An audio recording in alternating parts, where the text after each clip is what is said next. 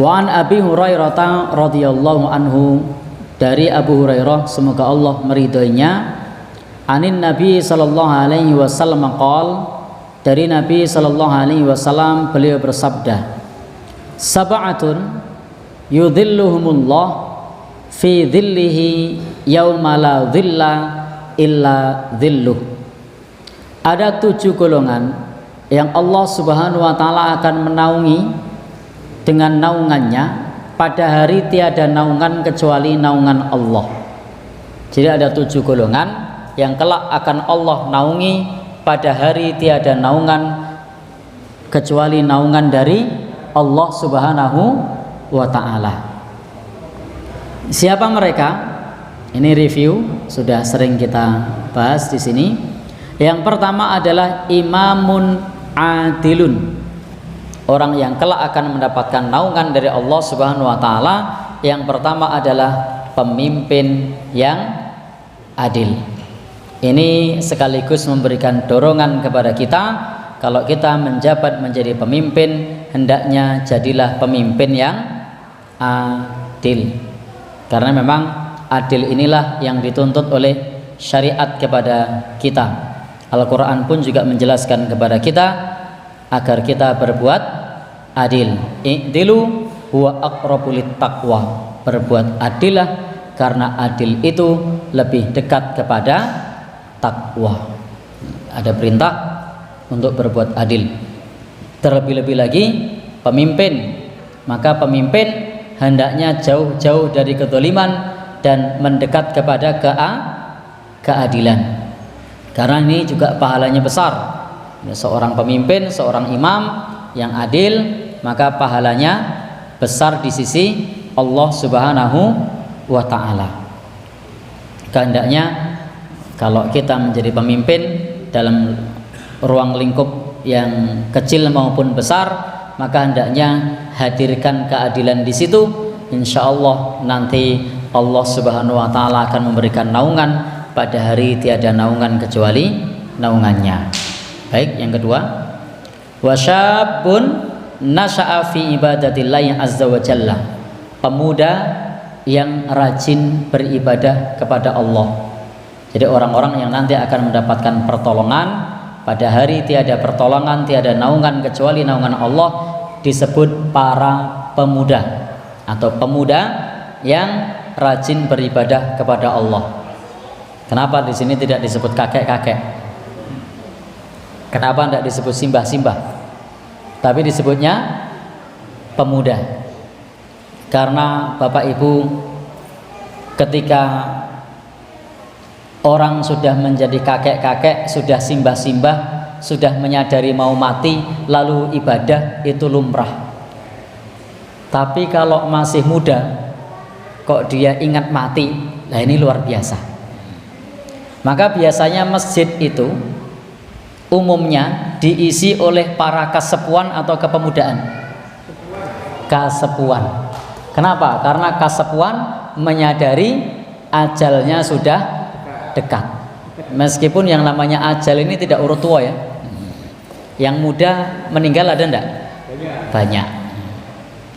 Bahkan yang meninggal di jalan itu banyak yang kakek-kakek, nenek-nenek, apa banyak yang pemuda? Yang meninggal di jalan raya banyak yang pemuda. Nanti walaupun ini belum survei ya, karena kalau kita menjumpai kecelakaan rata-rata masih muda. Jarang-jarang kecelakaan tuh simbah-simbah sudah pakai tongkat itu. Ya, pernah lihat di jalan kecelakaan naik motor, naik mobil gitu, simbah-simbah yang sedang pakai tongkat gitu? Jarang kan? Biasanya apa? Pemuda. Yang balapan liar itu pemuda apa? Nah, pemuda, bukan orang tua. Yang trek-trekan di jalan, pemuda. Yang tawuran, pemuda. Nggak pernah dengar kan ceritanya ada kakek-kakek, nenek-nenek terlibat tawuran, 3 orang dilaporkan meninggal dunia. Pernah? Ya. Tapi yang ada adalah tawuran antar pemuda, dilaporkan sejumlah orang luka-luka dan meninggal dunia. Sebenarnya peluang ajal meninggal dunia itu antara pemuda dengan sudah sepuh itu sama-sama punya peluang meninggal dunia. Sehingga jangan dianggap bahwasanya yang dekat ajalnya itu hanya yang sudah tua. Kalau yang tua itu pintu ajalnya biasanya sakit karena tua. Tapi kalau yang muda ini pintu ajalnya banyak. Di jalanan, apalagi tawuran, perkelahian, pemenang, overdosis, apalagi. Jadi banyak. Baik. Intinya di sini bahwa pemuda yang rajin beribadah kepada Allah itu mendapatkan balasan yang besar dari sisi Allah, mendapatkan naungan pada hari tiada naungan kecuali naungan Allah Subhanahu wa ta'ala. Maka pemuda yang mawas diri, yang menyadari, itu pahalanya lebih besar dibandingkan sudah tua baru menyadari. Maka beruntunglah yang muda-muda sudah menyadari, karena pahalanya lebih besar. Kalau seperti saya ini masuknya pemuda apa kasepuan ini ya? Ya? Pemuda. Tapi saya pertemuan di mana-mana itu ditempatkan di orang-orang tua ya. Jadi baik. Jadi ketika ada acara ngisi pengajian mantan gitu kan, saya duduk di tempat pramuladi itu tidak boleh. Monggo jenengan ngajeng kali Pak Duko. Oh, ini berarti saya disamakan dengan orang tua. Gimana? Oh, Pak Dukonya masih muda ya. Baik. Jadi saya sudah merasa jadi wong tua ini. Baik. Yang berikutnya, warajulun qalbuhu mu'allaqum bil masajid. Berikutnya adalah orang yang hatinya terkait di masjid. Ini dalam bahasa lain marbot. Marbot itu dari bahasa Arab. Artinya apa? Marbut. Ada tak marbutoh, tak yang terikat. Kalau marbut itu maknanya adalah terikat. Jadi marbut masjid itu orang yang terikat di masjid. Maka orang yang hatinya terkait di masjid itu termasuk orang yang mendapatkan pertolongan Allah pada hari tiada naungan kecuali naungan Allah Subhanahu wa ta'ala. Maka ini satu kabar gembira bagi kita yang mau memakmurkan masjid. Siang, malam, pagi, sore, hatinya terkait di masjid. Bapak Ibu-ibu, di sini juga menjadi dorongan bagi kita pentingnya untuk memakmurkan masjid, termasuk bersih-bersih masjid, termasuk juga tukang adzan, apalagi imamnya, siapa lagi jamaahnya, siapa lagi tukang bersih-bersihnya. Itu semua adalah bagian orang-orang yang hatinya terkait di masjid. Baru kemudian bab berikutnya Nabi bersabda, warajulan, dan dua orang tahabba fillah, yang cinta di jalan Allah, istama'a alaihi, yang bertemu karena Allah, berkumpul karena Allah, wa tafarraqa alaihi, dan berpisah karena Allah. Ini termasuk orang yang nanti mendapatkan perlindungan Allah pada hari tiada naungan kecuali naungan Allah, adalah orang yang saling mencinta karena Allah, berkumpul karena Allah, berpisah karena Allah Subhanahu wa ta'ala. Maka penting menumbuhkan hubungan kita dengan yang lainnya itu atas dasar cinta kepada Allah, bukan atas dasar yang lain. Bukan karena kepentingan duniawi, bukan karena harta, bukan karena jabatan, bukan karena yang lain, tetapi semata-mata cinta di jalan Allah, berkumpul karena Allah, bertemu karena Allah, berpisah karena Allah Subhanahu wa ta'ala. Baik, Yang berikutnya ini tingkat berat, amal yang berat sekali, dan kita berharap tidak ada di situasi ini. Ini situasi yang cukup sulit bagi kita, apalagi kaum laki-laki, untuk terhindar dari malapetaka. Wa rajulun ta'athum ra'atun, dan orang yang diseru oleh perempuan, dzatu mansibin wa jamalin, dzatu hasanin wa jamalin, perempuan bangsawan yang cantik jelita. Jadi ada seorang laki-laki yang diajak oleh perempuan yang punya kedudukan yang cantik jelita, lalu dia diajak bermaksiat untuk berzina, tetapi dia berkata, inni akhafullah, saya takut kepada Allah Subhanahu wa ta'ala. Bapak Ibu jangan pernah berharap di situasi ini, karena iman kita cuma tipis. Jadi kalau teorinya ngono ya gampang, udah praktek betulan, wah ini bahaya ini. Karena ini disebutkan perempuannya cantik, punya kedudukan, lalu diajak untuk bermaksiat, tapi bisa mengucap inni akhafullah, saya takut kepada Allah Subhanahu wa ta'ala.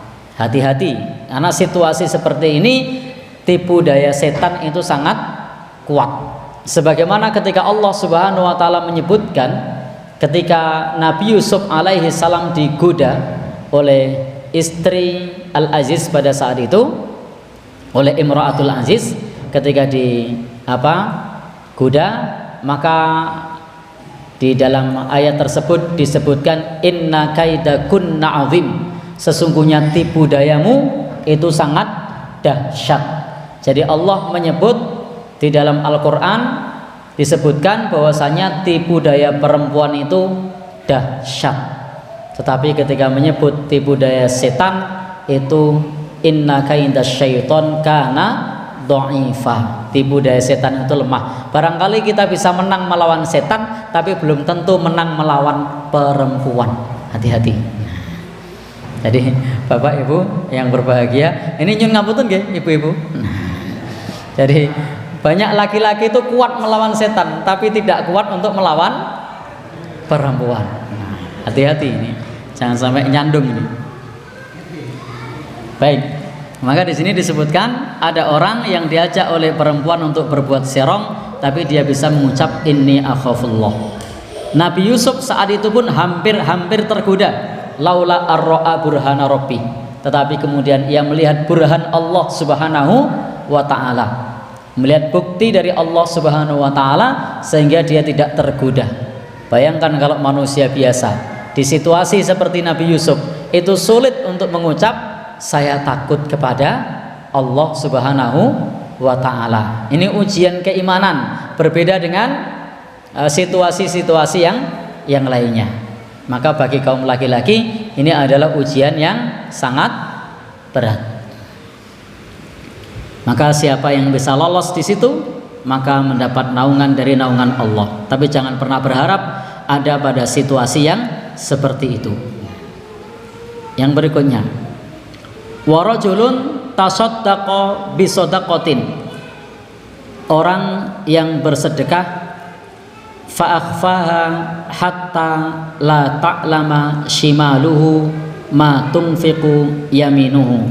Orang yang bersedekah dan dia menyembunyikan sedekahnya itu sampai tangan kirinya tidak mengetahui yang disedekahkan oleh tangan kanannya. Maksudnya bersedekah secara sembunyi-sembunyi. Jadi ada keutamaan bersedekah secara rahasia, secara sembunyi-sembunyi. Meskipun dalam Al-Quran sedekah itu boleh terang-terangan, boleh sembunyi-sembunyi. In tubdus shadaqah fani'immahi. Kalau engkau menampakkan sedekah, maka itu nikmat Allah yang ditampakkan. Wa in tukhfuha wa tu'tuhal fuqara. Jika engkau sembunyikan dan engkau berikan kepada orang fakir, maka fahuwa khairul lakum, maka itu lebih baik bagi kalian. Jadi Al-Quran mengakui sedekah itu bisa dilakukan terang-terangan maupun bisa dilakukan sembunyi-sembunyi. Tetapi yang lebih utama sembunyi-sembunyi, dan jika itu kita lakukan sembunyi-sembunyi, maka nanti akan mendapatkan naungan Allah pada hari tiada naungan kecuali naungan Allah Subhanahu wa ta'ala. Terakhir, wa rajulun dzakarallaha khalian, orang yang dia mengingat Allah, berzikir kepada Allah dalam keadaan menyepi, menyendiri, berzikir kepada Allah, fafadat ainahu, lalu berlinang air mata. Jadi pada saat berzikir sendiri ingat dosa-dosa, astagfirullah, ya Allah saya mohon maaf atas dosa-dosa hamba, saya mohon ampun atas kekhilafan hamba, lalu dia bisa berlinang air mata. Maka ini termasuk yang mendapatkan naungan Allah pada hari tiada naungan kecuali naungan Allah Subhanahu wa ta'ala. Dan tidak setiap kita mampu untuk melakukan ini, karena ketika kita menyepi, menyendiri, lalu istighfar, kemudian bisa berlinang air mata, maka itu indikator di dalam diri kita betul-betul menyadari atas dosa-dosa kita, maka balasannya besar. Dalam hadis lain, la yalijun nar mambaka min khasyatillah, tidak akan tersentuh api neraka orang yang menangis karena takut kepada Allah. Itulah 7 golongan yang mendapatkan naungan Allah pada hari tiada naungan kecuali naungan Allah Subhanahu wa ta'ala.